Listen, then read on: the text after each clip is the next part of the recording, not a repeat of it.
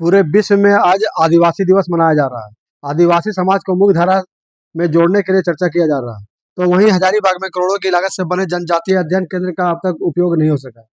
प्रधानमंत्री नरेंद्र मोदी ने 17 फरवरी 2019 को हजारीबाग आगमन के दौरान विनोबा भावे विश्वविद्यालय परिसर में देश का दूसरा ट्राइबल स्टडी सेंटर का ऑनलाइन शिलान्यास किया था।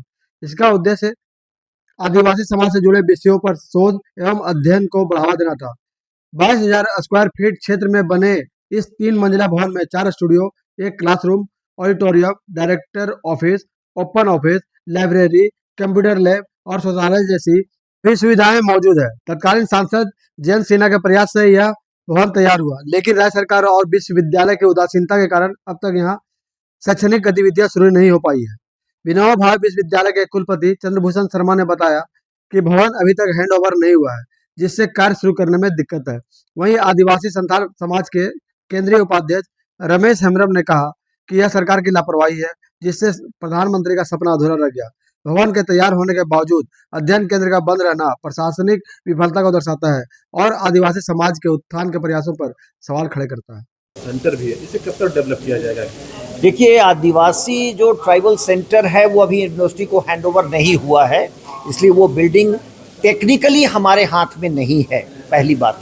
दूसरी बात कि जो ट्राइबल लैंग्वेजेस हैं, जो ट्राइबल आर्ट फॉर्म्स हैं, डांस फॉर्म्स हैं, बहुत काम हो रहा है, अलग अलग संस्थाओं को दिया गया है, लेकिन विश्वविद्यालय के स्तर पर मैं बहुत संतुष्ट नहीं हूँ।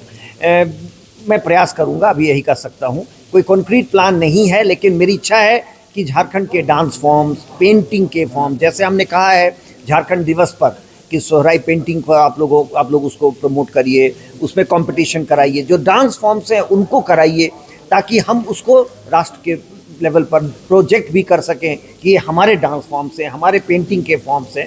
तो तुरंत कुछ कहना, वादा करना मुश्किल होगा, लेकिन मुझे लगता है कि उसकी बहुत क्षमताएँ हैं और डेवलप किया जा सकता है। देखिए, ये बिशुनगढ़ का एक मामला था, चित्रामो गांव का। ये बहुत ही दुर्भाग्य लगता है। आज देश आज़ाद किए 78 वर्ष हो चुका है। आज भी उस रूप में अभी भी लोग आना जाना कर रहे हैं, जो माने लोग मरने के बाद भी उसको सही रास्ता नहीं मिल पा रहा है। ये तो बहुत बड़ा दुर्भाग्य है, जो लोगों को अभी भी आवागमन के लिए सड़क नहीं है, पुल नहीं है। तो आपने क्या किया था? बॉडी जो आया था, हमने उसको तो प्रयास कर रहे हैं कि उपायुक्त से मिलने का प्रयास कर रहे हैं, और उपायुक्त को भी हमने अखबार के माध्यम से मांग किया प्रशासन से कि अतिशीघ्र उसको। किसका बॉडी था, कैसे लाया गया वो? ये तो कर्नाटका में एक वहाँ पर कार्यरत थे मजदूर, और कार्यरत के दरमियान ही वहाँ मौत हुई है।